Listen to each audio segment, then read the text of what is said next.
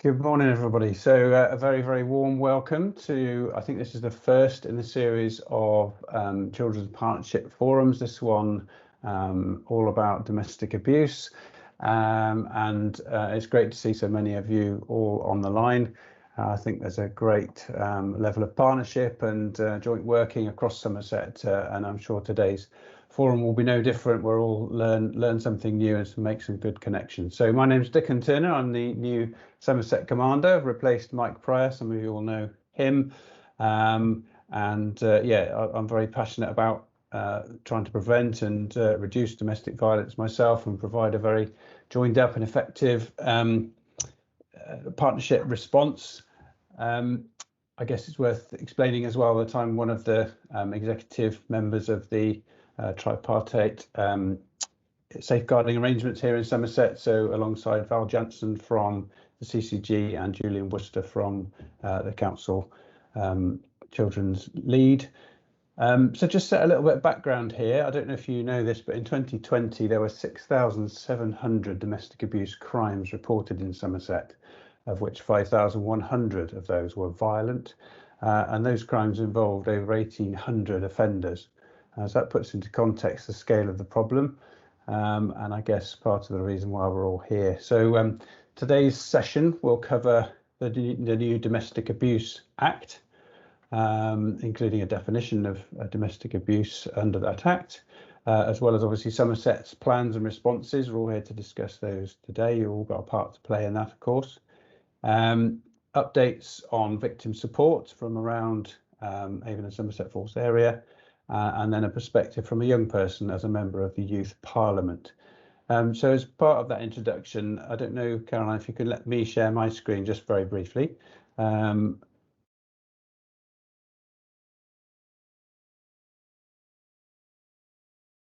you. This is under the new Domestic Abuse Act 2021.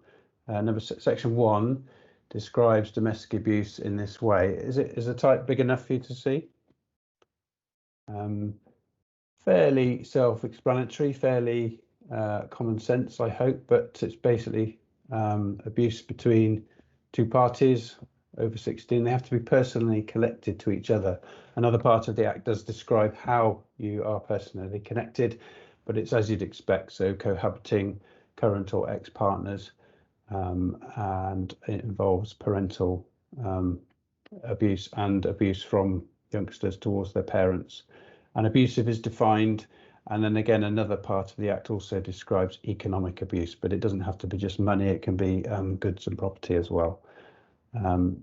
So this new Act does extend the definition to include economic and psychological abuse.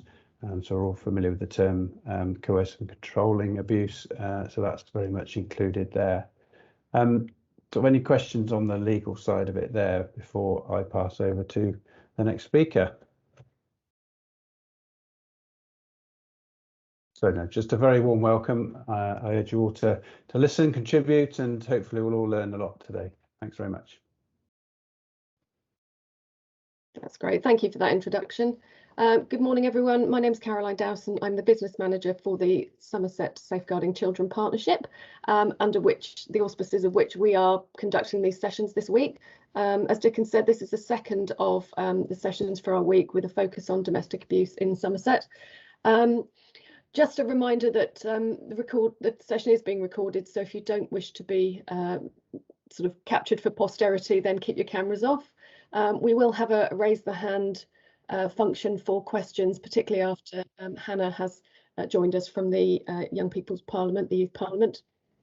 So without further ado, I'm going to hand over to Lucy McCready from Public Health to start us off in terms of the responsibilities that the new Domestic Abuse Act puts on all of us. Thanks, Caroline. Good morning, everybody. My name's Lucy McCready. I'm a public health specialist at the County Council. I've got the strategic lead for domestic abuse across the county with my district counterparts, and I also chair the Somerset Domestic Abuse Board. So today I'm going to go through quite a few bits. There's a lot of information. as Caroline and Dickon said, there is a facility for chats and questions, and I will pause at some points for questions about particular topics.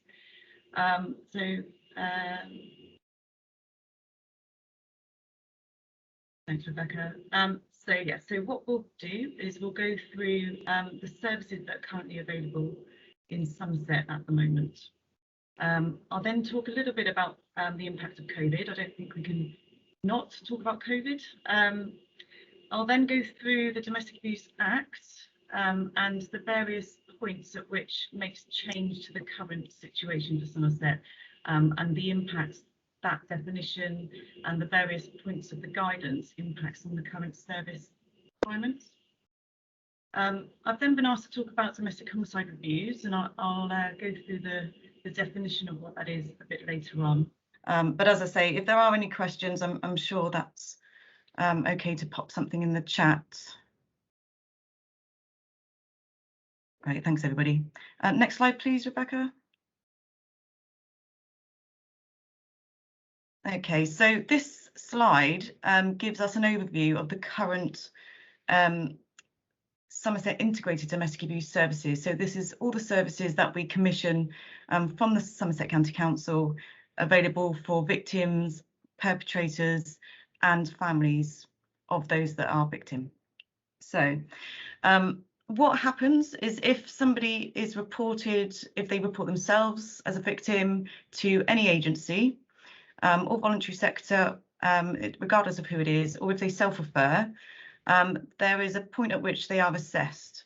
If their risk is deemed medium or high risk, and there is a particular format for that, they are then referred into this service, irrespective of their need. So all of those referrals go into a central point. The staff in the service will assess the need for every victim and their family and will allocate them service based on that need. So in terms of the type of services that we provide IDVAs, which is Independent Domestic Violence Advisors, and they work with anybody who is allocated as high risk. So they will do the immediate safety planning, they will assess their needs in terms of their social network, their family's needs, whether they are safe in their home or whether they need to flee. And they do that very immediate reduction of risk work. And they will work quite intensively with each victim, and each IDVA will hold about 30 cases. For people who are assessed as medium risk, so people who were high risk and have de-escalated, they will be allocated domestic violence advisors. And they are very similar to an IDVA, but they work less intensively. So they might meet with them slightly less each week. They will provide telephone support, email support, so they're slightly more flexible, less intensive, but still providing that holistic support to help that person recover. We also have children and young people's domestic abuse advisors, and they're specifically working with children from 5 to 15. And there's a whole range of support that they'll offer. And again, it's very much about the needs of those children and where they are, what their needs are, what's their particular circumstances at the time. We also have a rural IDVA, which is a new post, and that IDVA works particularly in those most isolated communities. So we know in Somerset that we have a very rural community. There are a number of towns, villages that are very isolated. They may not be able to access services as easily. They may not even realise that they are victims because they're not as involved in community-based activities. They may not see the kind of the promotional work that we do. So a rural IDVA will go out and specifically work in those communities and help try to encourage people to report and make sure that the stigma surrounding domestic abuse is reduced. They'll also work with older victims, LGBTQ and people from BAME backgrounds, Gypsy and traveller communities. So they're very much about creating a more cohesive response around domestic abuse. We also have health domestic violence advisors, and they are based in our CUTES so in YDH now and also Musgrove. What they do is work specifically with people who attend A&E. They might be in maternity, because we know that a lot of people will experience physical health problems very often if they're a victim, and quite often that's the place where they may disclose. So it's making sure that we have somebody on hand should there be a disclosure, or should somebody wish to seek support at that point. For those people who don't necessarily need one-on-one support, but they want to have more kind of peer-led support, they want ongoing work to recognise that they are a victim, but they don't want to repeat that pattern. And we have pattern-changing courses available for everybody who needs it across Somerset, and that's very flexible. It can be small groups, or it could be kind of in pairs, and it's very much based on the demand in those communities. And finally, we have accommodation. So you'll all be very aware that refuge provision, safe house provision, sanctuary schemes are quite hot topics at the moment in the media. Every area is required. It's not a legal requirement, but certainly it's nationally best practice to have a range of accommodation options available for people who don't feel that they are safe in their own homes and they do need to flee that environment. So I'm just checking if there's any questions specifically about the services. Just for those of you who aren't aware, so the County Council commissioned this service. It's been running, we've been commissioning services for this since 2012, and we're one of the few areas in the country that operate a holistic integrated service by a single provider. But we'll talk about the impact of the Act on this in a minute. Okay, next slide, please.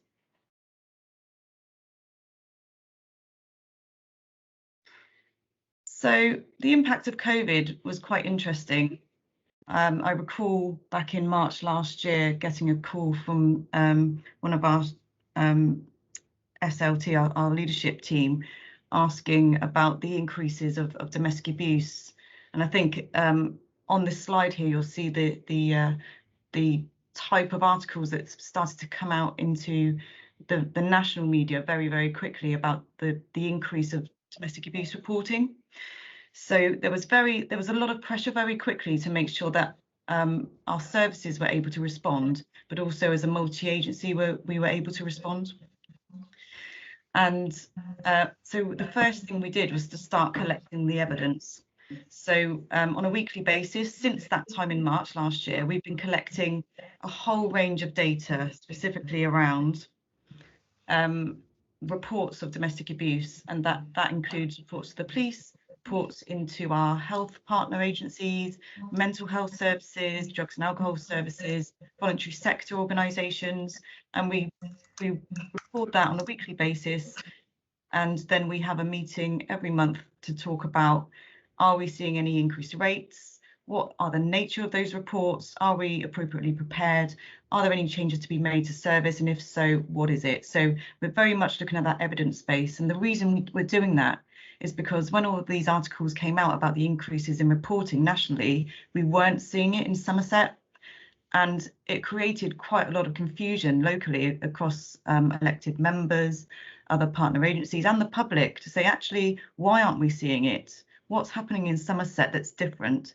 And what we found was that the reports that were going through to these national helplines weren't translating into requests for service. So what we could assume was that they were more for advice and support, very immediate kind of quick advice, rather than, you know, I'm fearful for my life, I need a service, because in those cases we would have locally received that referral.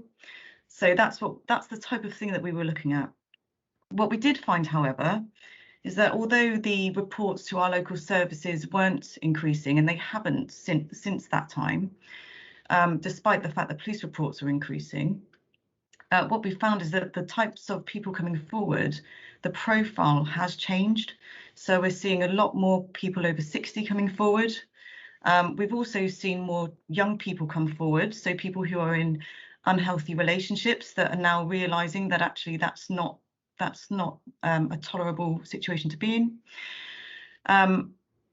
And what that led to was, although the demand on our service hadn't increased in terms of numbers, the types of service people required was different. So what we decided to do was reframe the way that the SIDAS, the Somerset Integrated Domestic Abuse Service, how it operated. So we decreased some parts of service but increased others. So for instance, we put more into the children and young people service, and we put in place the rural IDVA to work with those older victims specifically, and we did invest a bit more around our publicity campaigns, and that was mainly to do with the fact that we knew that lockdown restrictions would have an impact on people's tolerance levels. The fact that suddenly families were locked down together for a very long period of time, they weren't able to maybe use their social outlets they would normally use, like sports activities, even going to the pub, you know, things that kept people going in their normal way was all changed. And then suddenly they were all put together in a very intense and pressurized situation. So we knew that it would create an impact for us. We also corporately put it on our risk register for the council, because for us, domestic abuse is the source and the root cause of a lot of other vulnerabilities and service requirements. So it has a knock-on effect on a lot of the other types of services that we commission. Next slide, please.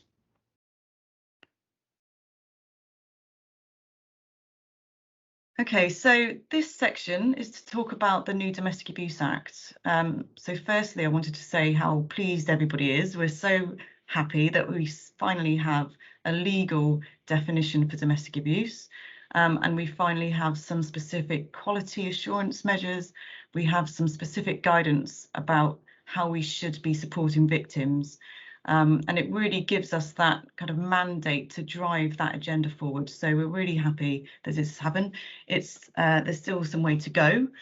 We still think there's improvements to make, but it's a brilliant first step. So we'll talk about the new responsibilities. We'll talk about the particular bits of service that we're required to offer now, and where we are with getting that in place. So firstly, the responsibilities. So it firmly sits with the Tier 1 local authorities. We have to appoint a domestic abuse local partnership board, which we already have in place. So it's just tweaking those terms of reference. We have to assess the need of domestic abuse. So in other words, we need to get the evidence base to say what is happening with domestic abuse in Somerset, who's affected, and what do they need to support them to become safer. We also need to publish a strategy, and the board has to give life to that strategy. So it needs to commission it, it needs to give effect. We also have to evaluate and monitor the effectiveness, and we do need to report back to local government for the first time. So there'll be very specific requirements placed on us in terms of the types of information that we now collect. Next slide, please. So Dickens already touched on the definition, so I won't go over it again. Just to say really that it just gives us more clarity. So previously, we all used to work on the Home Office definition of domestic abuse. What this Act does is really define the differences in relationships, and the main thing for me that we need to be very clear on, well, two things actually. First is that the Act allows us and gives us a very clear direction that a child who sees, hears or experiences the effects of domestic abuse will be classed as a victim in their own right, which is a big shift from the Home Office definition.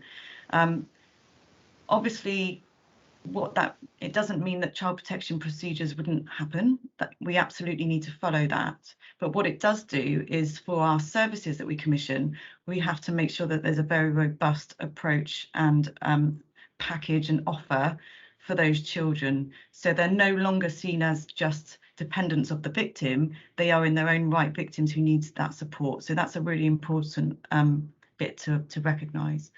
And the other bit that's always been a bit of a there's always been a slightly different understanding between partner agencies historically, which is about whether it's domestic abuse can be classed as a one-off. If it's a one-off incident, is that domestic abuse?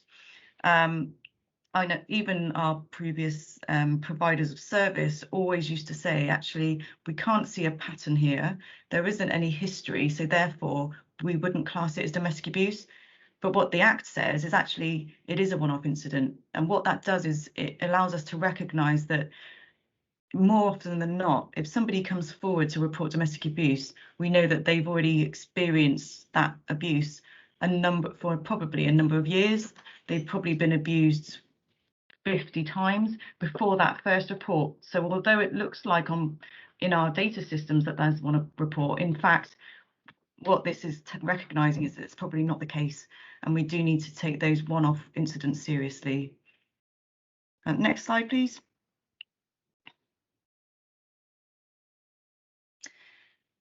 So a main focus of the Act is about accommodation.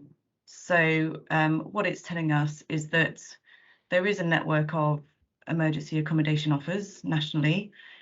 We are, Somerset, as well as most other areas in the country, are part of a national network for refuge. So if somebody should need to flee their home, we can access a national network and try and offer them a place either locally or outside of the county. What the Act does is give us a very clear direction about what is safe accommodation and what isn't. And it also recognises that our strategies need to be aligned with the existing housing strategies. And in Somerset, we're doing a lot of work. And again, it's since COVID, actually, that our response around homelessness and housing has improved significantly because of the amount of work that we had to do to try and keep our homeless communities safe. What it's saying is actually we need to draw those strategies together, and in the recognition that we're looking at the same cohorts quite often. So what we need to be doing is, as strategic partnerships, we need to be linking better together and making sure that we align our strategies. We need to make sure that our response to our homeless community is robust enough to recognise domestic abuse, and we need to make sure that the options for them are clear but also safe. So it's basically looking at the multiple vulnerabilities that people present with. So we need to work with our housing authorities. So in Somerset, you'll be aware we're a two-tier authority. The county council is not a housing authority, the districts are. So we need to make sure that partnership work is absolutely robust and we're working together to meet the same aims. It's also giving clarity around priority need. So if somebody presents as homeless or somebody presents as a victim, they are appropriately banded. And that is a consistent approach across all of our housing authorities. There's an important part of the legislation that talks about what is considered safe accommodation. So previously, if somebody presented at a local authority or a district council and presented as a victim of domestic abuse, and there was no available refuge space, they would quite often be placed in a bed and breakfast or a hostel or whatever was available, basically, to get that person into a safe place. What the Act is saying is actually any generic accommodation is not classed as safe and it's no longer suitable. So what we need to do is find more suitable, safe, specialist units of accommodation that's available at short notice. And that for us is quite a challenge. So that's something we'll be working on. And the other really good part of the Act is telling us actually you need some standards. It's there is always standards across a lot of things that we commission. There's always really specific quality standards, and we've never had that for domestic abuse until now. So so now the MHCLG, they have quality standards that we all must apply to any standard, any level of accommodation that we provide. So that's a really good part of the Act that we haven't had before. Next slide, please.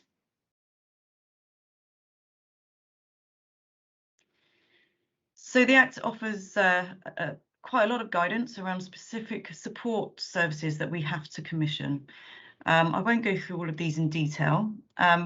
you'll see on the screen there are some blocked font, and those are the things that are current gaps. So we currently provide, as I said earlier, group support, advocacy support with our IDVAs. We do offer advice, and it's part of every domestic abuse worker's role is to offer financial advice. If somebody goes into accommodation, they're trying to plan for their exit as soon as they go into that accommodation. But what the Act does is say, actually, we want specific specialist knowledge.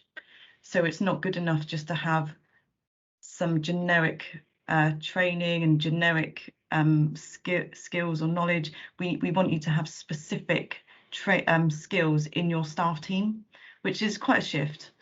And the main bits for me in terms of added support is around therapeutic and counselling services for children and adults. That is currently a gap in our service, so that's something we're currently looking to commission. Next slide, please.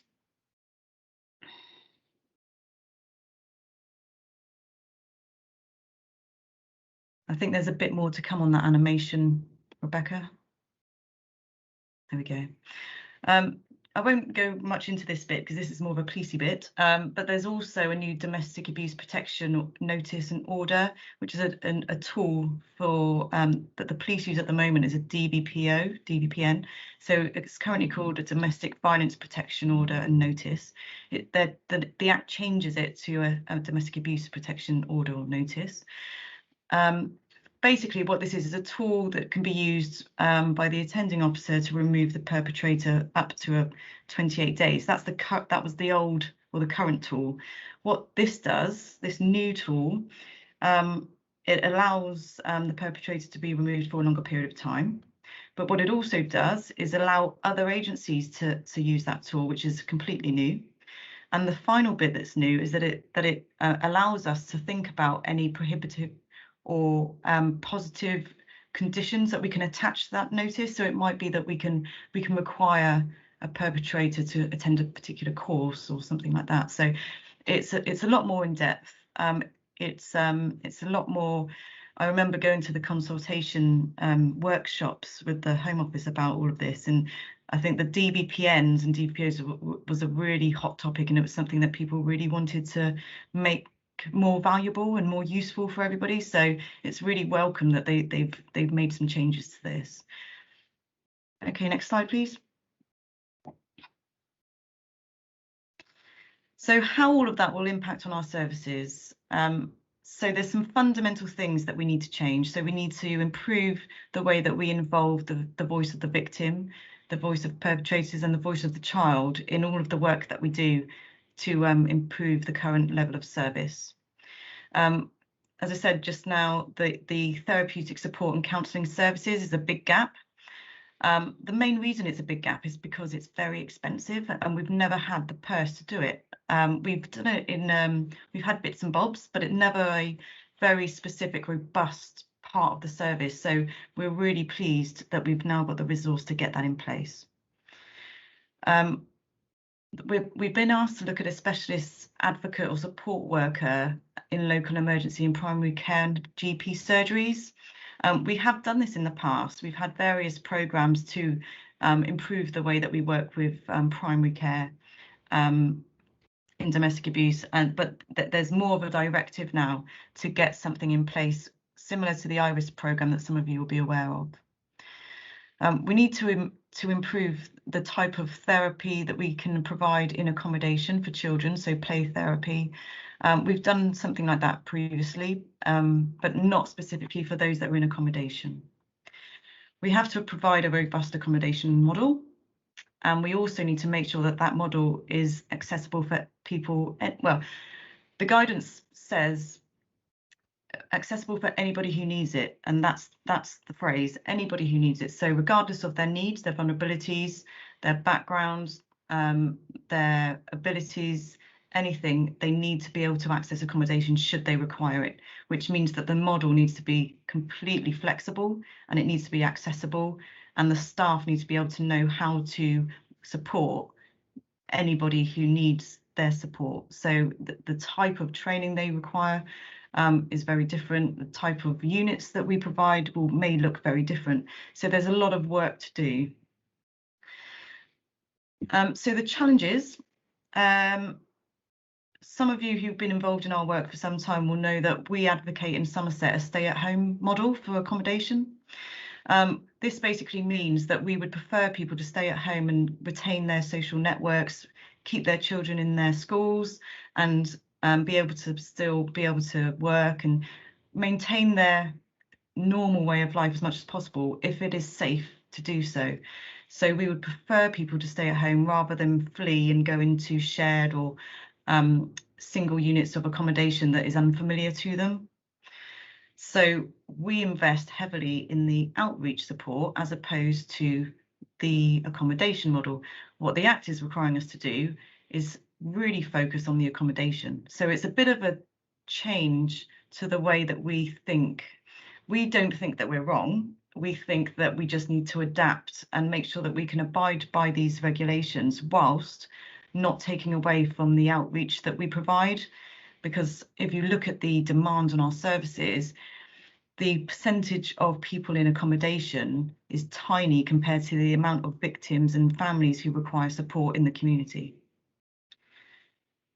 The early intervention by all agencies is always a challenge. And up until now, domestic abuse is seen as a bit of a, nice to do. If we can provide services, that's great. And the more we can do, the better. But actually, what this is telling us is that it has to be core. It needs to be core to everything. All of the types of service that we commission as a local authority, domestic abuse and the awareness of domestic abuse and the identification of that at the early stages needs to be core to everything. I've already talked about the focus on accommodation and also the time frame. We're being asked to get this in place now. So there's a lot of things going on in the background at the moment to try and get this done as fast as possible, but we are on it. And our partner agencies are doing a sterling job in helping us do that. Next slide, please. The good news is that we've been given some funding to get this all in place. So we've been in receipts of just over £1 million with the top tier authority to get all of this in place. And also our district councils that have been allocated a smaller amount for their role as well. So we've already been in lots of discussions with our district council counterparts to talk about how we best allocate that funding and how we work together best to make sure that we use that in the most effective way. Next slide, please. So in terms of where we are now, there is a project plan in place. We've got a risk register because there's a hell of a lot of risk around all of this. We have, as I said, a partnership board in place already. And we've already met to talk about the commissioning side and also making sure everyone is aware and up to date on the guidelines. Our needs assessment has been commissioned and we're working with our counterparts across Avon and Somerset to, we're commissioning a joint needs assessment. And what we're hoping that will happen from that is that it will highlight the bits of low demand that we can look at jointly commissioning. So it's looking at opportunities to work better together, but also account for those victims that may cross our boundaries and how do we best support those people. And the other bit that will do is it will offer us what the commissioned provider of that assessment is going to provide us all across Avon and Somerset with a coherent, or consistent, I should say, KPI framework, so we can all measure things in the same way, which will be a really good advantage because this isn't just a one-year thing. This will be ongoing for the foreseeable. So anything we can do better together is just added value. We've already met with our housing authorities. We've had a workshop about how best to allocate the funds, and we've developed our commissioning intentions already. So looking at all of that guidance, what we need to do, we've already put in place what we think we need, when we're going to do it and how. And the next steps, I've got a project coordinator starting in their role mid-July. So their job will be specifically to make sure we're on track with all of this work. And we've developed a sizable e-learning package because one of the bit I haven't mentioned actually about the guidance is that it's asking us to make sure that everybody has a good foundation of training across all partner agencies, public, professional, everybody should have a better awareness of domestic abuse. So we've invested quite heavily in an e-learning programme that will be available to everybody in Somerset and all partner agencies who have a footprint in Somerset, free of charge. And it's a modular programme, and that's launching. It's actually now going to be formally launched in July, but it's almost ready. We've got the last module just to finalise, and our domestic abuse board and our public health team have been the consultation forum for that. So they've received all of the drafts. They've been testing out all the learning to make sure that we get it right. And we have a multi-agency commissioning group in place. We had our first meeting last week, just to make sure that we're doing everything to get with all of the decisions that we're making around commissioning isn't just a single agency unilateral decision. We're testing out our ideas and models with everybody else as well. Next slide, please.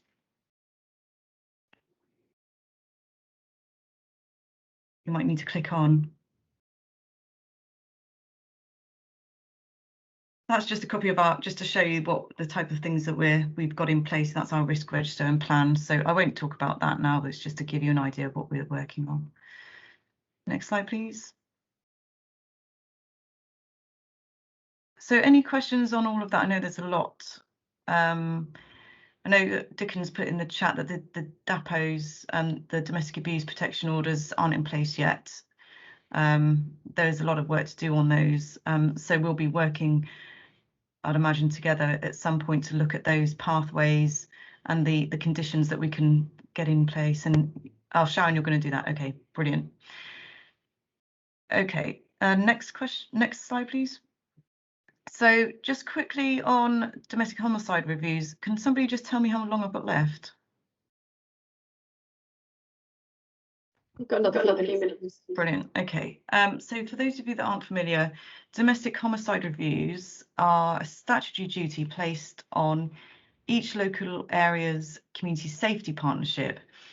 And in effect, what they are, they're an examination of the circumstances in which somebody dies who's 16 or over, which appears to have resulted from violence, abuse or neglect by a person they are related to, or they've been in an intimate relationship or a member of the same household. And the idea, it's not to investigate the death as such. It's not a police investigation. What it is a view is to, the purpose is to identify the learning from the death. So it's similar to if you had a serious case review from Children's Partnership, adult safeguarding review. It's to look at what can we learn. Why did they get themselves into that situation in the first place? Was there anything we could have done better as a multi-agency? Okay, next slide. So just to give you an idea, the Safer Somerset Partnership, which is Somerset's community safety partnership, since 2014, we've had 39 notifications. So what that means is if an agency, police, a health agency, for example, if they are aware of a death and they think it may meet the criteria for domestic homicide, they will notify my team, in effect, that says, we've been notified of this death. These are the circumstances we know so far. Can you please start the process to decide whether this meets the criteria? So the County Council manage and commission the DHR process. And what we've had, so out of those 39 notifications since 2014, there were 15 cases where children were either present or part of a family where somebody died. And since 2019, there's been 14 notifications out of that 39. But only 2 cases that had children involved. And the reason why I've put this on is because it's actually quite surprising, because when you think of when I think of domestic abuse and I think of somebody maybe being murdered, when you see it on the telly and all that, you kind of automatically go to a place where you envisage a young couple or a family. And what we've seen in Somerset, and it's not necessarily elsewhere, but in Somerset, what we've seen is the age range of victims are a lot older.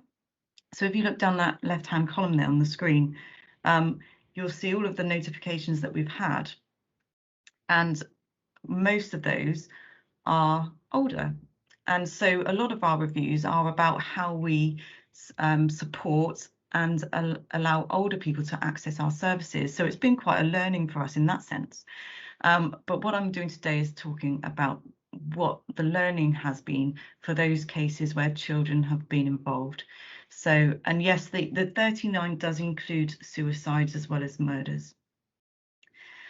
And what you'll see on the screen there, where you've got the spreadsheet, we keep this ongoing tally of the types of reviews they are, where they're from, whether they met the criteria, whether we do a review, if there's children involved. And so you can see there that bottom line, it says yes to, none known under 18. So and that's because the age range of the victims are a lot older, so that obviously makes sense. But I always find that really interesting kind of profile for Somerset. Okay, next slide, please. So what have we learnt about the cases where children be involved? The first thing that and the most important thing is around data sharing, and some of these bullet points actually are about data sharing. So particularly around various partner agencies. So when domestic abuse is identified at an early stage, what happens to that information? So for instance, if somebody goes to a GP, which is very often the first port of call, how does that information get shared, and to whom, and in which way, and then where does it go from there? Is it the most appropriate route? Do they identify all of the different nuances about their abuse? Do they do a risk assessment? So that's all, we see it time and time again in all of our DHRs about that. We found that then there's been some inconsistency with PSHE, which is the personal, social and health education in schools, and how they approach domestic abuse in schools, how they help children to understand healthy relationships. And there's been a lot of investment about that since. So in the last few years in particular, I know that our safeguarding education team, but also our public health children's team, they've been doing a lot of work with schools to help improve the way that they approach it, and help children to understand what they should be experiencing as young people entering into relationships. What we found is similar to the first point about information sharing. Schools hold so much information about children, what they experienced at home, how they are at school, so that it's really important that when they do identify abuse or potential abuse, that they follow the correct pathway to share that information in the most appropriate way. And that's actually one of the features in our e-learning. We've got a module specifically about schools and domestic abuse. Professionals from a range of agencies are in a position to gather information, but it needs to be consistent. Again, it's part of our e-learning. So what we've done with the e-learning is we've taken the learning and we've tried to apply it into each of the modules. So hopefully that's the way that we can embed some improvement. And I guess the other bit, and those of you that were involved in other serious case reviews will absolutely know all of this learning isn't new. We've seen it all the time across different types of reviews. But being curious, being professionally curious, being able to triangulate information as it comes through and assess the risk competently and at the right time is absolutely key for domestic abuse. And it's one of the things again in the e-learning, but it's improved over the years across all partner agencies. I know that when you talk to our specialist services, if you go 5 years previous, they would say actually only 60% of their referrals come through with a comprehensive risk assessment attached. Now it's few and far between. And I guess the thing that what we've been more flexible with in our approach is about that professional judgment, because actually with domestic abuse, professional judgment is almost more important than the risk assessment score, because it's that feeling, it's safeguarding, it's you actually, this isn't ticking the box, but it does, and I've got a reason why, so I'm going to put that down, and my professional judgment is telling me this needs to be referred on, and that is absolutely the best approach. I think that's the last bit. Can you move forward, Rebecca? I'll just check. Yeah, so that's the end of my slides. I hope that was useful. I've just got a question here. I put a slide about how to make a referral there for anybody who wants that. Just to let you know, if you've got any queries or questions about domestic abuse, the services, how to contact them, how to make a referral, how to complete a risk assessment, everything is on our Somerset Survivors website. And in July, when we launch our e-learning, the links to that will also be on the website. So please do make a note of our web link there. So I've just got a couple of questions. I can't. There's one about serious case reviews, Lucy, which is probably for me. That's obviously the domestic homicide reviews come under your Safer Somerset Community Safety Partnership. There's a question about serious case reviews. Those have historically been under the children's safeguarding arrangements. With the change to working together in 2018, the question's right. Serious case reviews have now been renamed to local child safeguarding practice reviews. So that's what we call. Sorry, that's just my lazy language. Apologies for that. And that does fall under the children's partnership. And then there's another one for you, Lucy, about the important. I don't know if you can see that, the importance of the local authority providing suitable accommodation. We give gold bandings. So. Interesting question, Nikki, and this is one of the things that we're following up with as well. So recently we know that the home finder policy and the priority guidance has been discussed across all of our housing authorities, and we're trying to influence that. The decision was to silver band, and it's an ongoing discussion that I'm hoping to resolve soon. But when I talked earlier about the consistency, this is what we're finding, is that some victims will be gold banded and some won't, and it has to be consistent, and that's what we're working with. And we have conversation. I attend the homeless managers meetings, and so does our service, our specialist domestic abuse service, because they feel the effects of that variation as well. So we're constantly having this conversation.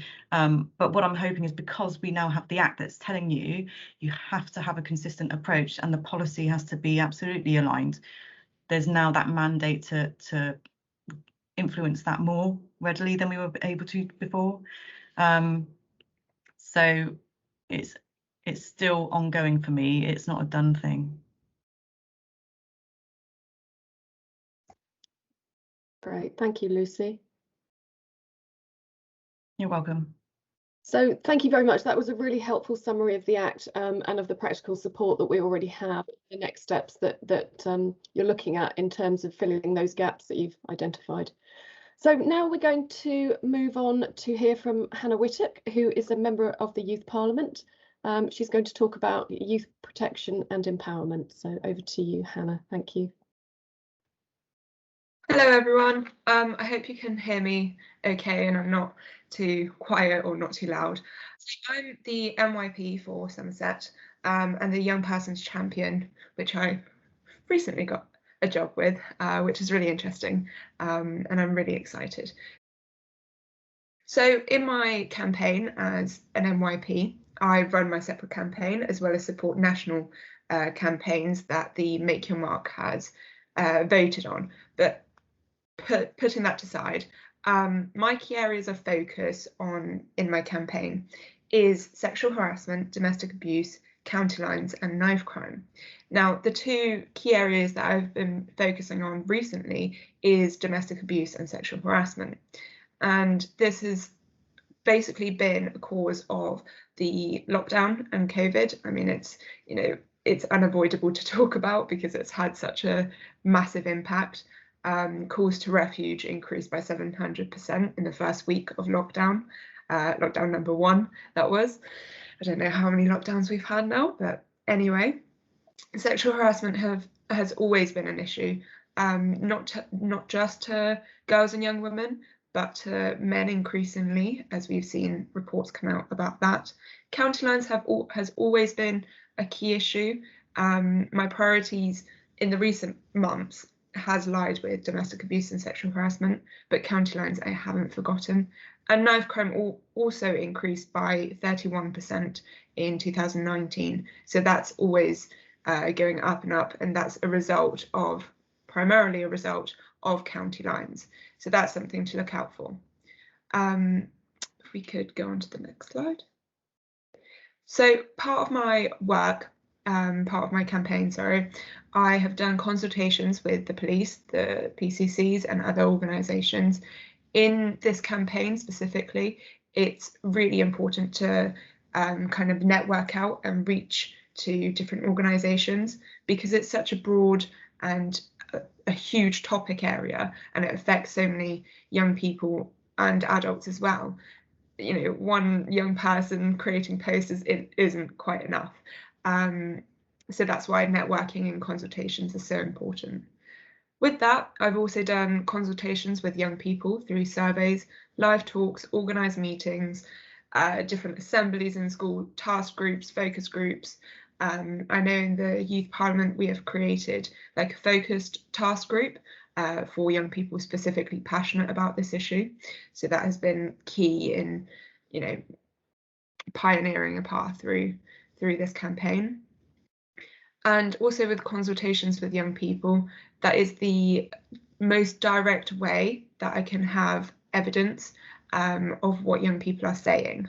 What I've also gathered evidence by is the Make Your Mark vote last year. So the vote just gone.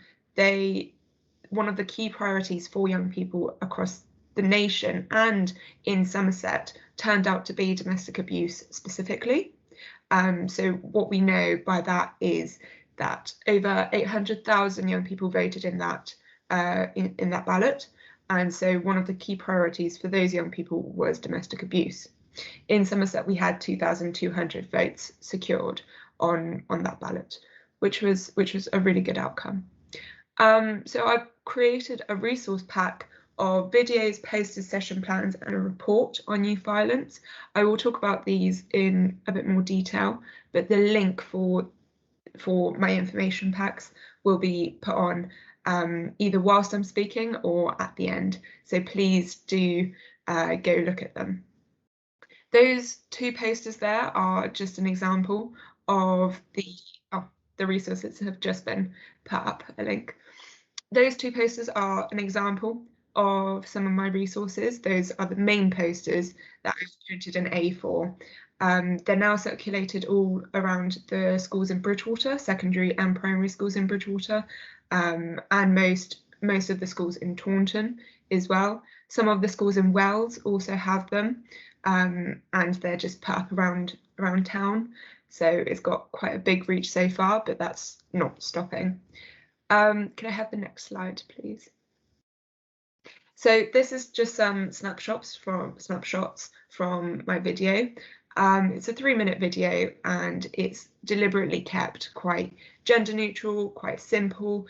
And the main purpose of this video is not only to raise awareness about domestic abuse, but also to give helplines for those who don't know where to turn to. So loads of young people might not know the services that are out there. They might think that, oh, the police is the only option, whereas, you know, there's Refuge, there's Childline, there's all sorts. So that's what this video kind of presents. So that's really key as well. The video link is now in the chat. So after my presentation or after this session, if you could check that out, that would be really helpful, and circulate that either on your websites or wherever you can. As I said, these resources are accessible now to everyone.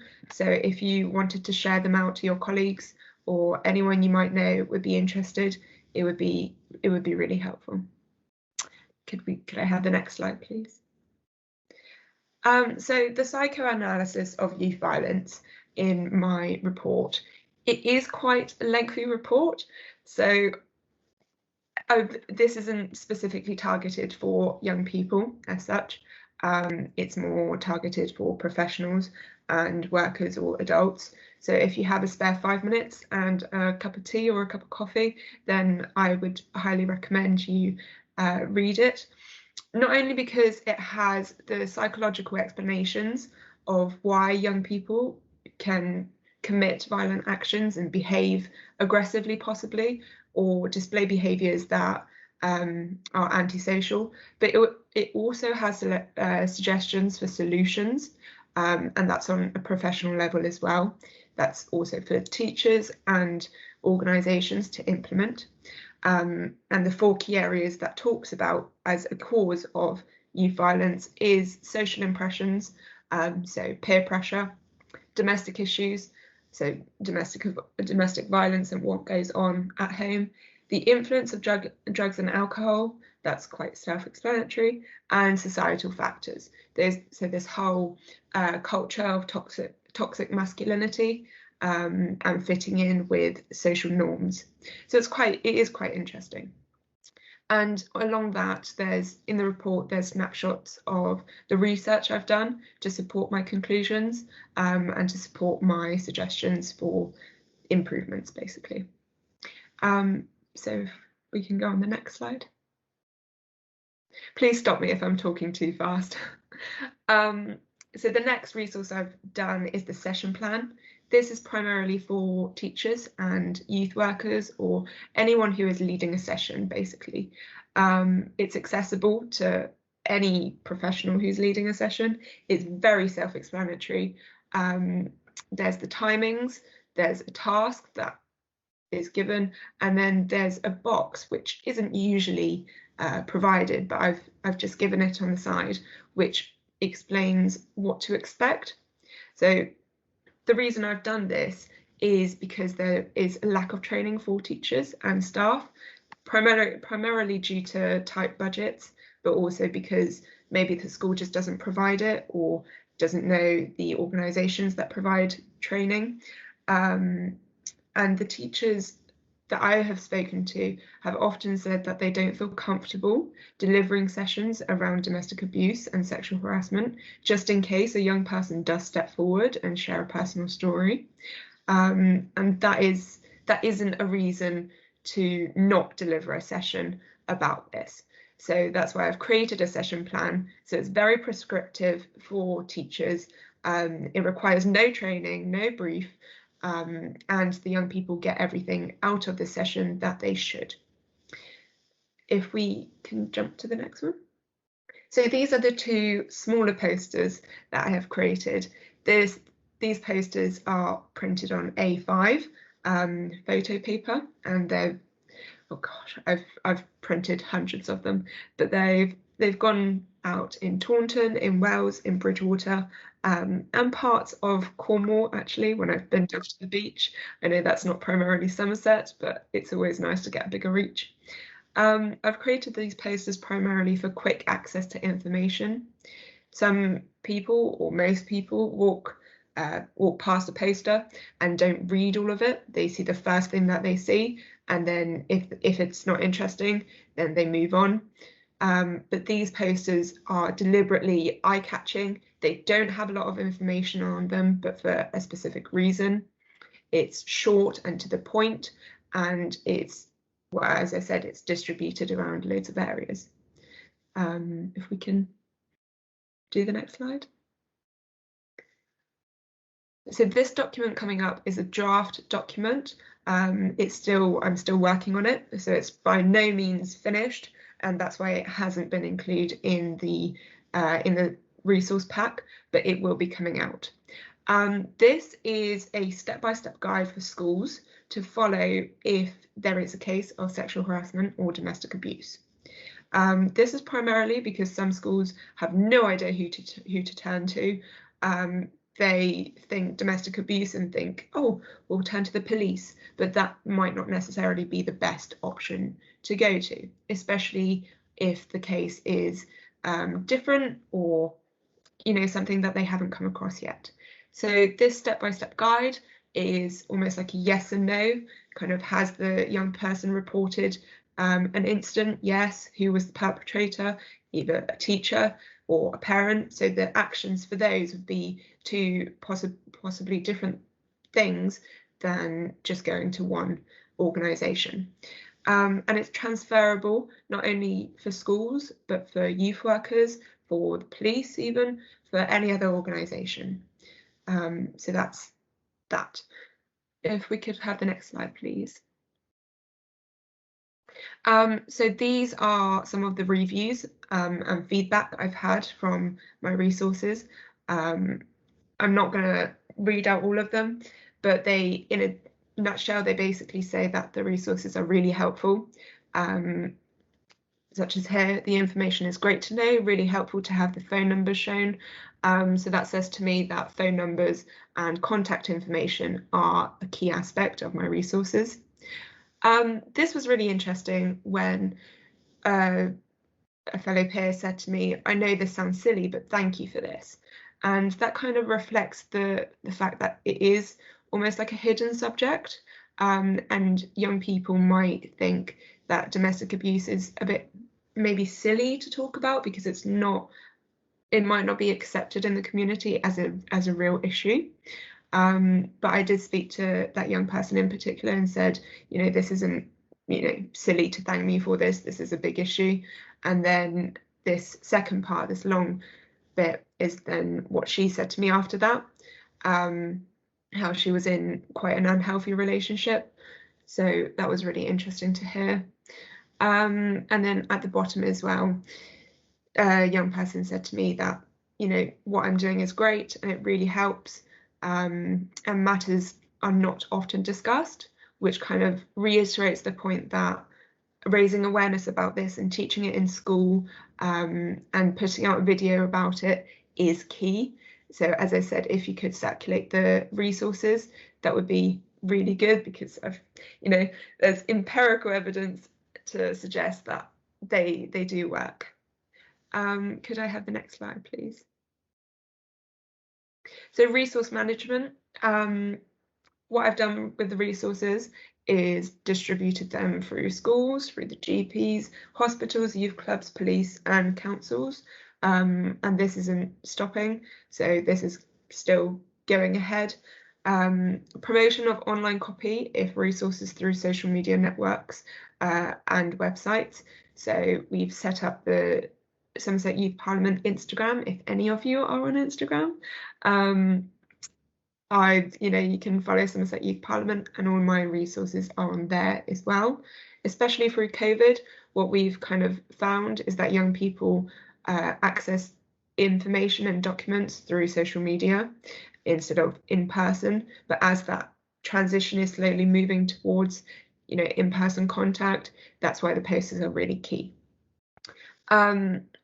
Distribution of resources with the presentation, either live or online, through assemblies. That is a really good way of promoting these resources. And young people should be able to access and engage with further information. So this part is really crucial because young people kind of see these posters and might not know what the so what element, kind of like, okay, here's the information, so what? How do I get engaged with this? How do I take this further?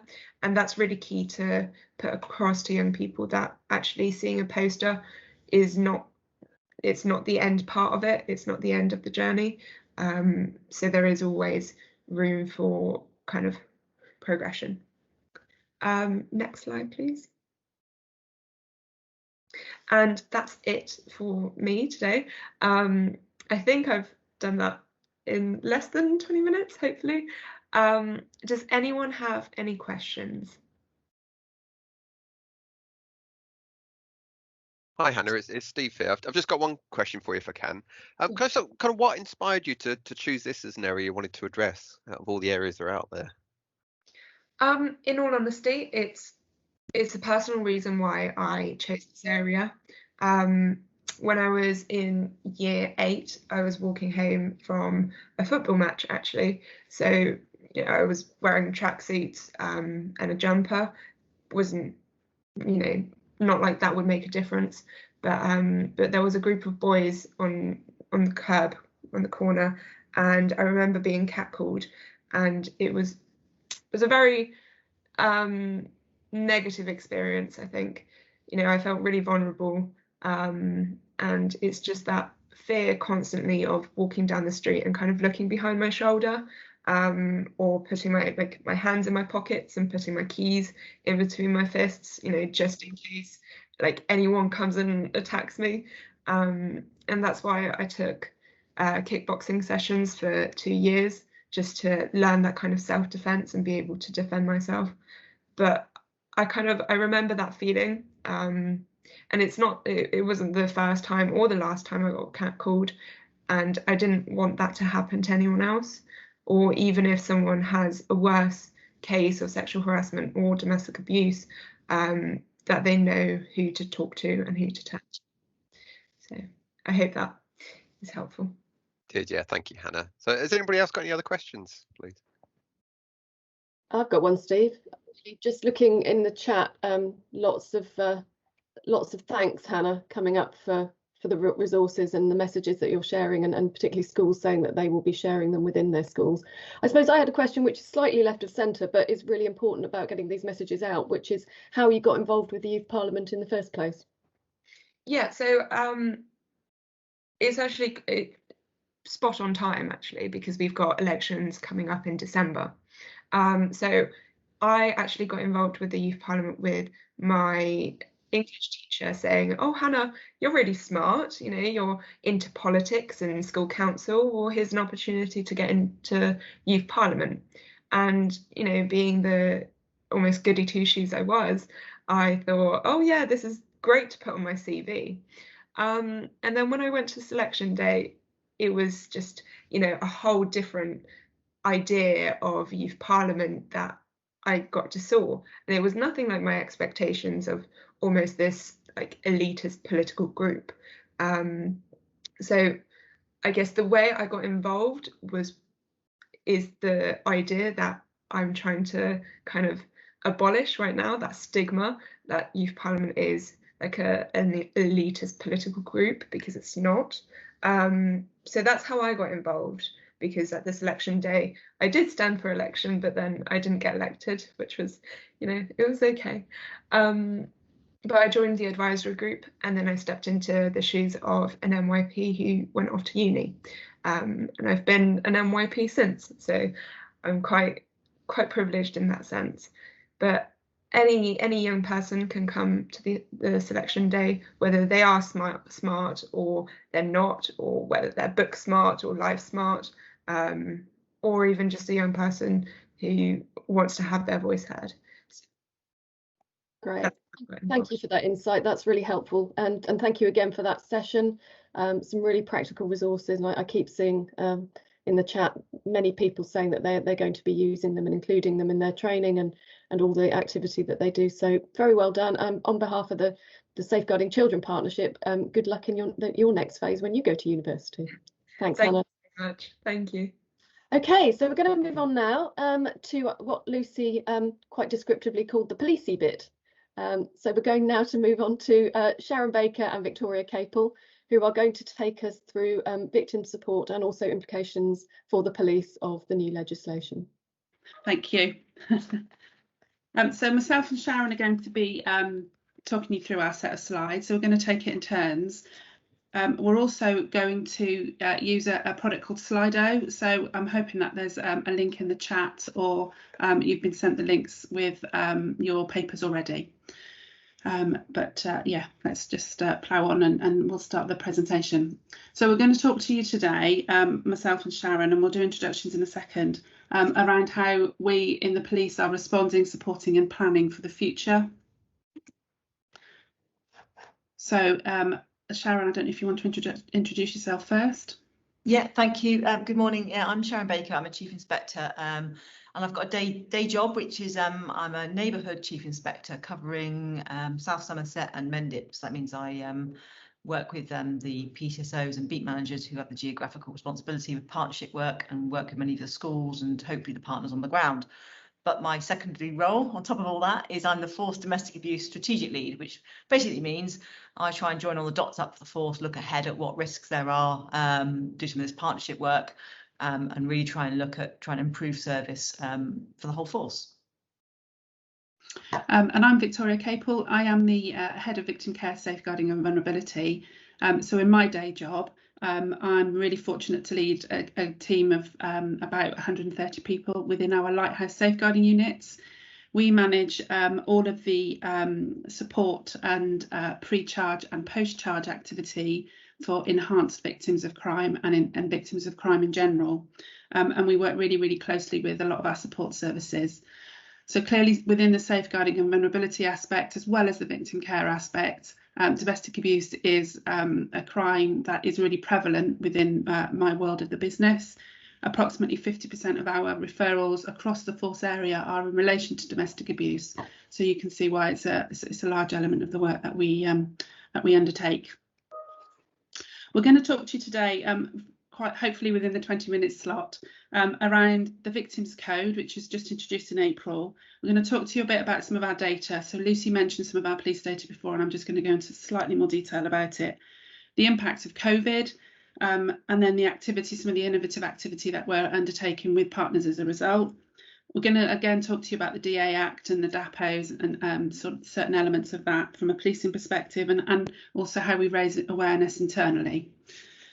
So with no further ado, I will move on to the next slide.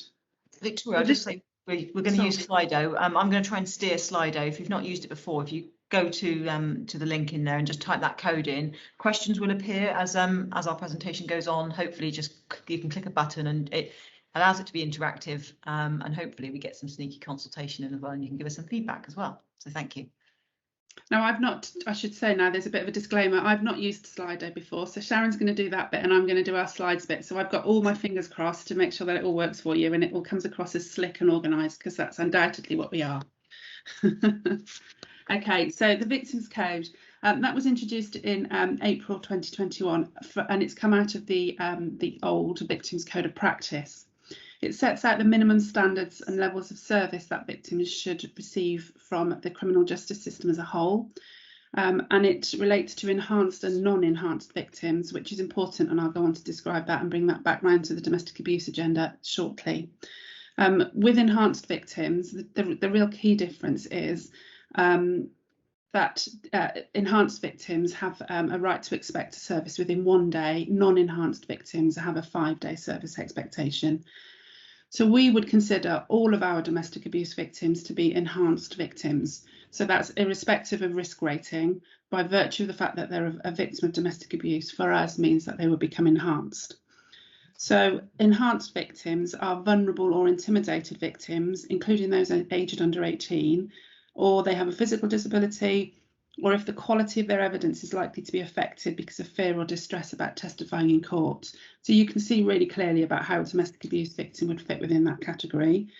They're also victims of most serious crimes, so domestic abuse, hate crime, terrorism, sexual offences, trafficking, murder, kidnap, all of the more traditional, what we would consider to be serious crimes. And victims, again, who are persistently targeted. So again, that would cover domestic abuse victims where there's a repeat pattern of behaviour.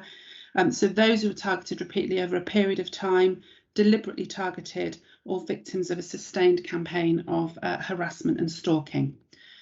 Now, in order to try and be a bit more concise, I'm not planning on going through each of the 12 rights, but it's suffice to say, I mean, obviously we're around for questions if you need any further information, but in the Victims Code of Practice, the rights were described as entitlements.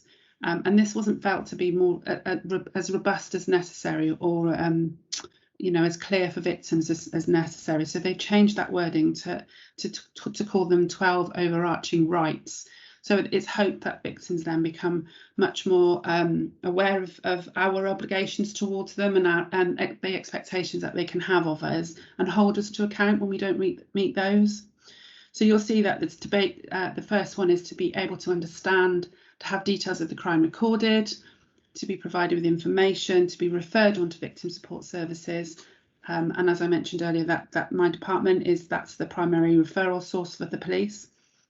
to be provided with information about compensation, and to be provided with information about the investigation and prosecution as a whole. To make a victim personal statement. Now, for me, that's one of the most important rights that we can give a victim, is that ability to have the victim's voice heard in court. It may not be that they read the statement out, it may be read out on their behalf. But for me, that's really, really important. We can take a victim personal statement at the beginning, the middle, or the end, or any other part of throughout the investigation, because as you can imagine, or if you've been a victim of crime yourself, you'll have experienced that your perspective and how the crime has affected you will change throughout that investigation. So you will feel real trauma at the beginning, of course, and that might affect how your victim personal statement comes out. But actually, as you move on through the processes, either more effects will begin to be felt, or you might find that you're affected in a slightly different way. So for me, it's a really, really important part of the Victims Code, is that right for victims to have their voices heard within the court environment. Number 8 is around information about the trial and the trial process and your role as a witness. This is a statutory function. All police services had to make sure that victims are clearly told about when the trial is, what the trial process might look like, and what that might feel like for victims and witnesses going through that. And obviously we need to give information about the outcome of any case and any appeals, and to be paid expenses and have property returned if anything is detained during any investigation. And to be given information about the offender following a conviction. Now, again, I think this is really important, although the duty isn't on police to provide this function. The duty is on our probation colleagues in relation to those offenders who have received a 12-month or more sentence. There is an obligation to be able to inform the victim about release dates and what might happen upon release, where they might live, and what the victim can do to support themselves or as services around them, what services can be put in place additionally. And then, of course, there's number 12, to make a complaint if victims felt that their rights aren't met. What we wanted to, the reason I wanted to share this with you is to make sure that you're also aware of this Victims Code, so that you can also, if you're working with victims, if you're speaking with victims, you know, if they're coming into the school, you can make them aware of the rights on the criminal justice system to support victims through that process, and make sure that they, you know, that we, again, holding all of our criminal justice partners to account to make sure that we meet the needs of those victims. The compliance around and the monitoring around making sure that we are upholding the rights is quite robust, it's quite strict. So we have a National Police Chief Council, which is kind of the overarching body of all of the 43 police forces across the country. And there is lots of activity and lots of work going on around victims and witnesses and the governance and the monitoring and compliance of our duties. So I just probably need to make sure that you're aware that actually it's not something that sits on a shelf. It's not you know, something that we talk about in presentations, but actually doesn't mean there is no meaningful outcome for victims. It absolutely is. There is lots of compliance. There is lots of monitoring and scrutiny, even on a local level from our PCC and the Office of the PCC. So it's about making sure that you understand we are held to account, and rightly so. And if we're not adhering to these rights, then we need to know about them. So I'm going to move on now to the next slide. This is where we talked about data. And Lucy mentioned some of this earlier about the police data and what we've seen. Now, I hope you can see that. It's quite faint on my screen, but that could just be because my eyesight. But I'm hopeful that you can see it and can see how that data might have been interpreted.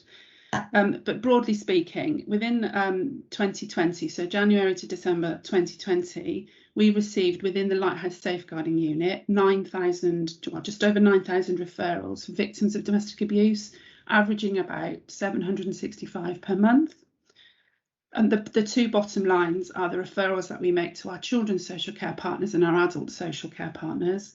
And you can see there for children, we average around, in 2020, we averaged between 60 and 80 referrals a month, and for adults around 50 to 60 referrals per month. So it's interesting to see what that looks like on a local level. You know, if you think about 765 victims per month in Somerset are referred on to support services because they have reported domestic abuse to police. Now, we know that police are only one reporting mechanism, and we obviously saw last summer some of the data around police referrals and the number of crimes that are reported to police.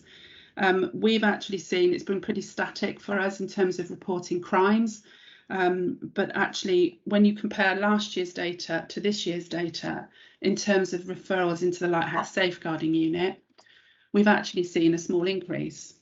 So the data on this next slide is from January this year to May this year, and it shows a 10% decrease if we aggregated the data out over the 12 months. So we're looking at around a sort of 10% decrease, like I say. We also know that our support services have seen large increases in support requests for support, particularly last year when Hannah mentioned that there was a 700% increase in requests for support services or hits on websites and online support services during the first lockdown. So we were all anticipating within the police service that we were going to start to see this huge spike in increases of reported domestic abuse crimes. And actually that didn't really transpire too much for us. There was an 8% increase last year within that first lockdown period, but actually it's kind of leveled out. And you can see from the diagrams here, you can see what that might look like. So we're averaging now around about 765 referrals per month into the Lighthouse Safeguarding Unit. And in terms of children and adults requiring that onward referral into our social care partners, we're looking at about 40 children per month, which was, if you remember, between 60 and 80 last year. And then adults, we're looking at between 60 and 80. So, that was from between 50 and 60 last year. So we're really interested to understand why we're seeing a decrease. We've got some thoughts and some considerations around that, but we're really interested to understand why we're seeing a decrease, or it's a relatively static position, yet our support services aren't. And some of the things that we've kind of ascertained or thought about is the difference in reporting to COVID. We're reporting on a COVID year, which, as we all know, and still is, a really sort of unusual period of time, to say the least. And it might be that we're not comparing like for like. There's a lot of narrative in the media as well at the moment about how police are supporting victims of lots of crimes, specifically gender-based crimes, and we wonder whether that is going to have an effect. But mostly, I think a lot of victims want support. They might not want a criminal justice solution, but they actually want support. And for them, the right thing to do is to make sure that we offer that support to them. So the impact of COVID specifically. Again, the reason I'm doing a lot of the talking so far, and I'm looking forward to Sharon taking over, is because my department is the one that refers on to the support agencies. So you'll see here, this is the data from last year. You'll see here the number of referrals that are made to our support services. So you can, read through the list.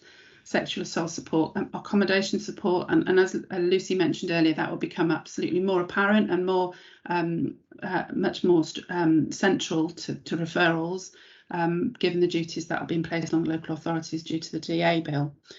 You can see there that the DA support is by far and away the largest number, other than after information markers. And that DA support is to agencies such as SIDAS, who support the victims of domestic abuse directly. I also just wanted to highlight there about the Bobby Van or the Be Home Safe team. I'm not sure whether people are aware of that, but that's a service that is offered by police where we can go to victims' homes, and we call it target hardening, but actually essentially it means making sure we put locks on windows and doors, repairing gates and doors and windows and all those kinds of things in order to make the home a much more safer place. So that can be referred by police, but anyone can make that referral into us. So it's a sort of a support service that we can offer, and it's well worth highlighting. So if any of your victims or people you're working with are really struggling to be able to afford to make those repairs, then please let us know and we can see if we can help. You'll see as well there that we've there's quite a high proportion for MARAC. I'm not sure if any of you or all of you are aware. MARAC stands for Multi-Agency Risk Assessment Conferences. It's the way that we manage our most highest risk of domestic abuse victims. So you can see there in 2020 we referred to 648. This year, so far, I've aggregated the data out over the 12 months. You'll see that if we continue on the trajectory that we are on, by the end of the year, we'll have referred in 842 victims. So, you know, that's obviously an increase. And actually, in most areas across the board here, there's increases on the last year's data. The only ones that aren't are around accommodation support. But like I've said, I think that we'll start to see that that increase shortly. And substance misuse, which was, there's a difference of 1. So you know, that's not necessarily statistically relevant. But you can see there, domestic abuse support is up, but it will be up by about another 800 if we aggregate out over the year.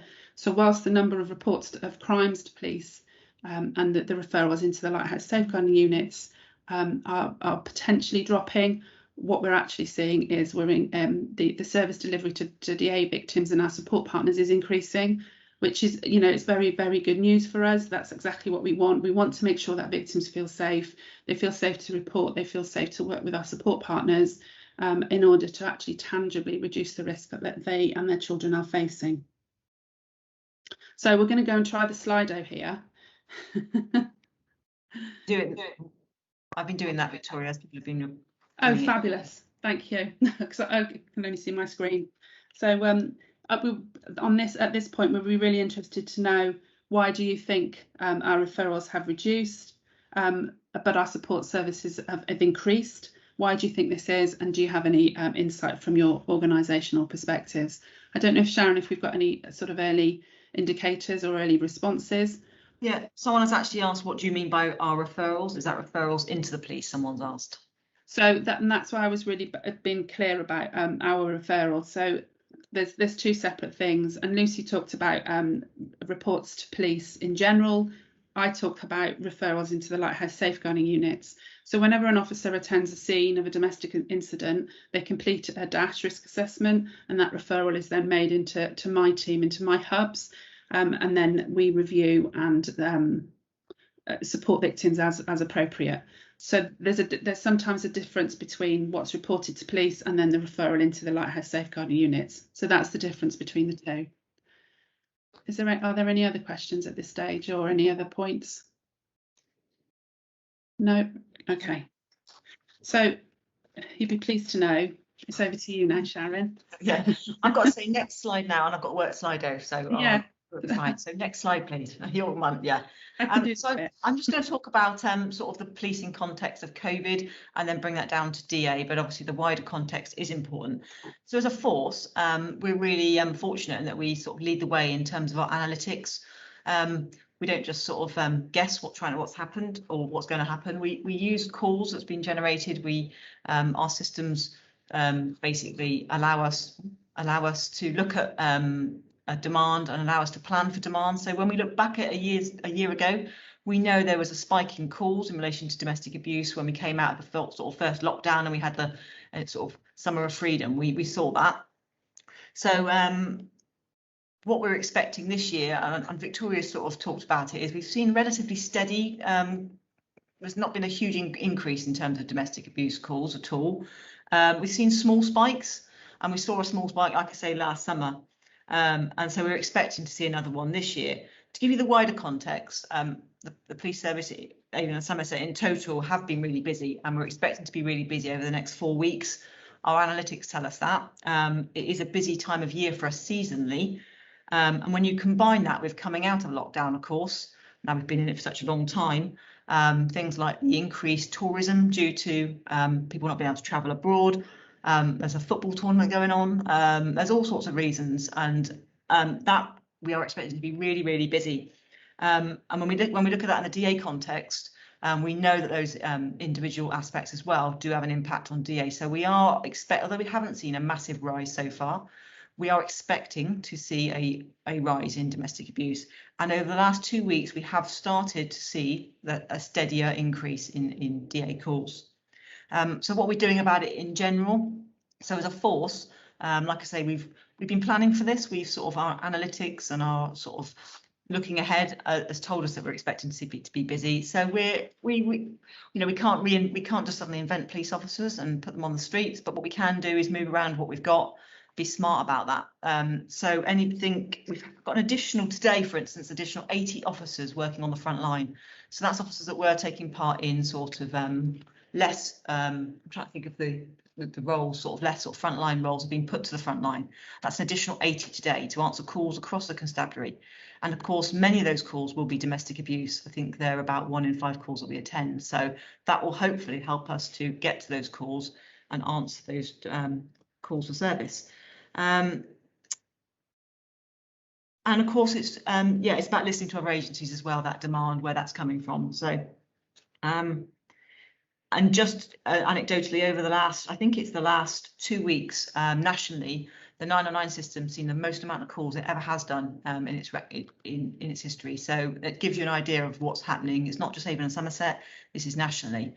So it's a very busy time for us. I suppose 6 months, a year ago, the NHS was really busy. Now it's our turn. So just to sort of help manage those expectations as well. So next slide, Victoria. But part of that planning is, we could sort of foresee that we're going to be busy, so it doesn't stop us being innovative. I always struggle saying that. And we've tried to do some work to try and prevent some of that escalation, and trying to think how else can we work with our PTSOs and our partners to try and reduce that demand and try and reduce risk, even we know it's going to be going up. So some of the things we've been doing, there's been a pilot running in North Somerset actually, and it's just come to the Somerset area in the last few weeks. That particular pilot involves initially, as you'll understand, that if a victim calls us for help, it will be a response officer that turns up. Somebody who's on 24/7 will go to the call. And what's happened traditionally before is they do the dash risk assessment, and then Victoria's team may call them, etc. What we look to do in that trial is actually try and build that trust and confidence of officers, and try and build in some local contact. So the local beat team, the victim will be asked, would you like a follow-up visit by the local beat team? They'll establish a safe means to do that, whether it's via a phone call or actually a visit to the address, whatever's best for the victim. It's not mandatory, they don't have to take it up, but the idea is it's a bit of a follow-up, and they might, rather than just getting a sort of a phone call from one of Victoria's teams, just try and build up that trust and confidence of that victim, and then signpost them into Victoria or indeed other Victoria's teams or other services. That's been quite successful. And again, we're rolling that out to Mendip and South Somerset. We've just started to trial that in the last few weeks. Those staff that are doing that, we've worked with partners like NextLink. I think it was in North Somerset we worked with, and obviously Somerset. We're looking at investing in a little bit of extra training for those officers who are going out and visiting those victims. Again, it's staff who want to do that, because we want staff who are passionate and feel like they can give that extra service. So that's who we're targeting it at the moment. So that's one pilot that's ongoing. Another thing we're doing as well is we've used those analytics, that information we've got about our repeat victims, those who were calling us quite frequently before COVID. We've looked at the data and we've said, okay, who was calling us regularly before COVID and who stopped? And we've called that sort of cohort of victims sort of, they've gone quiet. So obviously that could be because risk is de-escalating and it's going down, but we're also aware that whilst, during COVID, control could have gone up, risk could have gone up. So absolutely what we're looking to do is revisit some of those victims, again, working with our partners, making sure we're not escalating the risk accidentally, making sure they're not already tied in with other services and just not reporting to us. And we're revisiting those victims and making sure they're okay. And actually, we've just got the feedback from the first few visits that have been done, really positive. We've been able to signpost some victims into some more support, and they said that they've been really grateful for the revisits. So that's what we're looking to try and do, is try and reduce and prevent occurrences as well as just responding. Next slide, please. So the Domestic Abuse Act, it has been covered a little bit, but I just wanted to cover what it does for policing. So the first thing we think that will happen, and this is a little bit of me sort of gazing into a crystal ball, because we don't know exactly, of course, but my professional judgment is that the impact upon policing, it will increase upon us. We've talked about how the widening of the definition and the breadth of some of the offences will really increase that. For instance, the widening of the coercive and controlling legislation, that will now mean that the definition now covers post-separation, and I'm trying to think what else widens as well. So the including of, I'll come on to that piece. It's around the prosecution of offences that happen abroad. People go on holiday, they have an incident happens abroad. Before, we couldn't record that. It wouldn't be a recordable offence. Now it will be. So they come back from holiday, and as long as one party is a UK national, that will be a domestic abuse incident that we can investigate, which is a really positive step. The widening of the definition as well encompasses economic abuse, and it also brings a statutory definition to it. And I think that, combined with the DA Commissioner, who's going to bring that scrutiny to us, improve that awareness around it all, I think that will increase the number of crimes and incidents reported to us, if I'm honest. And there's a question on Slido now, just in terms of how do you think that if we get increases in the number of reports to us, how you think that might impact on your service, or if you've got any ideas on that. Yeah, and Victoria, you're going to cover the DVDS. Yeah, so that again is covered by some people within my team. I'm hoping that most people know what this is. It's a domestic violence disclosure scheme, or it's also known as Clare's Law. So it's a process by which we're able to disclose to victims of a perpetrator's previous offending history. As you'd expect, there's some quite tight guidelines around what we are and aren't able to disclose. But essentially, you're able to warn that victim that there have been previous offences and let them make judgments based on evidence about whether they wish to remain in that relationship and whether it's safe for them to do so. There are two types. There's a right to know and there's a right to ask. So if I was worried about my new partner, my husband might be a bit worried, but if I was worried about my new partner, I could make an application on my behalf. Or if I was worried about my neighbour's new partner, I could make an application on their behalf. The information would only ever go to the person who is at risk, however. So if I'd made an application for my neighbour, the police would make the disclosure to the neighbour and not to me. So we see broadly speaking, we get about between 15 and 30 applications a month for DVDSs. We anticipate that this will increase, and it rightly so, because I think it's a really valuable tool in our armour to be able to support victims and keep more people safe. But actually, you know, of course, as with everything, there's a resource implication for that. So it's about making sure that we can utilise our resources in the best possible way. I think, Sharon, you're going to put up a Slido around that. Have you done that already? So it's about how well known. Brilliant. So how well do you think the use of DVDS is known in your organisations? Sharon, I'll hand back over to you, shall I, for the DAPOs? Yeah, thank you. And then, so is it right that the Domestic Abuse Act makes those on a statutory footing, doesn't it? Sorry. Yeah, no. Yeah. So previously, the numbers that we've been dealing with have been on a non-statutory footing, and that's another reason why we think that we're likely to see increases, because they're now going to be placed on a statutory footing. Yeah, and as agency colleagues, I think it's important that we are all aware, whatever setting you're in, particularly for instance school setting, you can give people this advice, give them a link, and ask them that they can make that application themselves if they're worried about anyone. So if anyone says they're worried about it, being aware of it really helps. So yeah, we've covered domestic abuse prevention orders, so Lucy kindly just covered it. I just want to really mention them here because I'll give you the headlines. Is the government has decided, I'm really supportive of it, that we should be changing them, which absolutely makes them much more widespread. Huge improvements. However, there's only going to be 7 trial forces, and the Home Office is yet to decide which 7 trial forces they're going to be. And then I'm sure we'll be told if we will be part of that. If we are part of that, then there'll be some clearly some conversations and some consultations and work with partners to go on, because as Lucy pointed out, those domestic abuse protection orders will move to a bit like what were the criminal behaviour orders for antisocial behaviour. Other agencies will be able to apply for them, which is really positive, but we'll clearly need to work through that. So we don't know yet if we're going to be a trial force.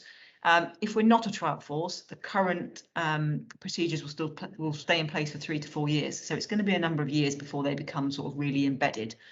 And just to talk actually while I'm on it in terms of expectation management, I didn't cover it. The new Act has come into place. It got obviously royal assent at the end of April, and there's that, for instance, the new coercive and controlling widening of it. Whilst it's a new Act, it's not actually in force as such yet, because we have to wait as a force for national guidance to come down from the National Police Chiefs Council, because obviously we can't have every force doing it a different way. So we're waiting for national guidance in relation to when that will actually be in force. And there's a number of statutory tools and implements that we need as well that need to be gone through Parliament, etc. So the only one that really takes place immediately is the inclusion of offences that happened abroad, and that goes live the 29th of June actually. Small change, but the sort of the widening of some of the offences. If there's any confusion, if you're hearing about people saying, well, what's happening with this new law? I thought it was in. Please direct them to ourselves, and we'll be able to let them know as soon as we get ideas of when it's likely to be brought in. But I think through conversations, it's going to probably be at the start of next year. So it takes a while for this to come in, but we'll be sharing that guidance as soon as we've got it. And then children, Victoria. Yeah, so I mean, Lucy mentioned this earlier, but it is really worth underlining the point. Up until recently, children were seen as witnesses of domestic abuse and not victims in their own right. And there's been lots of lobbying over the years by lots of quite influential people and voices around understanding the impact of domestic abuse on children when it's happening within the home. So I'm really, really pleased. For me, this is one of the really key points of this Act, is that we are now able to recognise children as victims in their own right.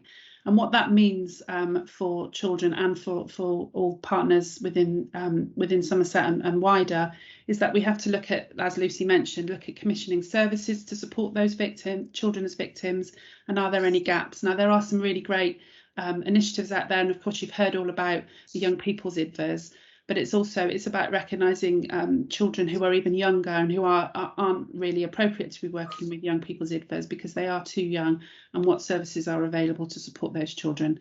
And it's how well we recognise the services that are available and how well we respond to those children in the future. And that's something that we're obviously working through. But we are looking, if not already, that we are looking to make sure that we've got those robust support packages in place, as Lucy mentioned. I've popped a link to the DA Act. There's just a fact sheet there, and we'll put the presentation, or you'll have it either in the chat or in the pack after the event. So you'll have a link to the DA Act for you there.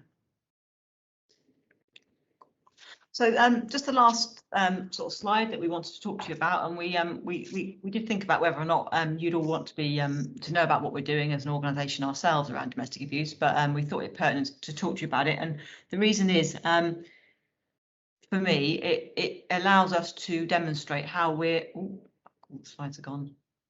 Oh, the slides disappeared. I'll carry on talking. I've got the slide in front of me. It's okay. So how we're, as an organisation, how we're sort of holding the mirror up and looking at domestic abuse of our own staff as victims and as perpetrators. So I talked about one of my roles is about looking ahead and looking at what are the sort of the threats to people wanting to report domestic abuse. Now, you might have seen nationally in the news recently that that there has been some stories on the BBC, and there's also a national, what they call a super complaint, being driven by the Centre for Women's Justice about police officers being perpetrators of domestic abuse. I'm sure some of you have seen the news articles around that. So one of the concerns that I have is, is that going to impact on victims wanting to come forward if that's going to be in the news? And of course, nationally, the rhetoric, if you think about the Sarah Everard murder, that tragic murder, and the perpetrator who's been charged is a police officer. So is that going to have any, knock-on and confidence in relation to police about how we might handle domestic abuse? So we're doing a whole host of work, and it really kick-started after 2 members of our staff came forward at the end of last year and did as survivors, and came forward and said they were survivors of domestic abuse. And off the back of that, we did a staff survey, and we'd never really done that before, and said, who's been a victim? And a large number of our staff came forward and said, me too. And that allowed us to really look and think, how are we supporting them and what are we doing around that. So one of the things we're looking to do over the next year is I'm applying for, and Lucy actually mentioned in DHRs, one of the themes that's coming out in our DHRs, domestic homicide reviews, is the fact that police officers don't always recognise signs of coercive and controlling behaviour. Because of course we turn up and we can see bruises, we can see disturbance, but if there's controlling and coercive, it's really hard for us to spot that, especially for victims who aren't ready. You know, it might be a neighbour that's called in, they're not ready to talk to us. We turn up, we walk in, what's happened? It's really hard. So I'm asking for a significant investment for the force to improve how we spot the signs for that, and that's really around changing the attitudes, helping to change the attitudes and beliefs of our police officers that invisible harm is still going on. So I'm bidding for that, which will hopefully improve our service and improve our recognition and response to coercive and controlling. Internally, what that blog did has really, and all those people coming forward, is actually, it wasn't planned, but a survivors network has grown up. And there's a number of people who've all come forward and want to work together, and they're supporting one another. And every week, members of our own staff are coming forward and saying they've been victims, and we're able to generate that improved support for them. And as an organisation, we recognise that perhaps we could be better at how we support our own victims and how that cultural piece needs to be improved. And that will, I'm not just thinking selfishly, I think if we can look after our own staff better and recognise coercive and controlling internally, support them better, then that will ultimately lead to an improved service, you know, for our victims. Wholeheartedly. So we're generating something called the Domestic Abuse Pledge, which is around making a promise to our own staff about how you will be treated if you've come forward and say you're a victim. We're excellent at looking after our staff when they're assaulted on duty, wrap around, we care for them. And what I'm trying to establish as well is that we have that same excellent level of care if someone comes forward and says they've been a victim of abuse at home, understanding that it might have been going on for years and it's much harder to do that than anything else. And one of the things I'm going to be asking for is I'm asking for it, I haven't got yes yet, is some specialist info support in relation to for police officers coming forward, recognising that of course there are extra barriers for them reporting. So I hope that overview just gives you an idea of how we're holding that mirror up, and how other organisations perhaps can do the same using the employers initiative, of course, that supports that. So that's the end of our presentation. I think we've gone through all the Slido questions as well, so, and there's some really good responses on there and insight, so happy to take any other questions.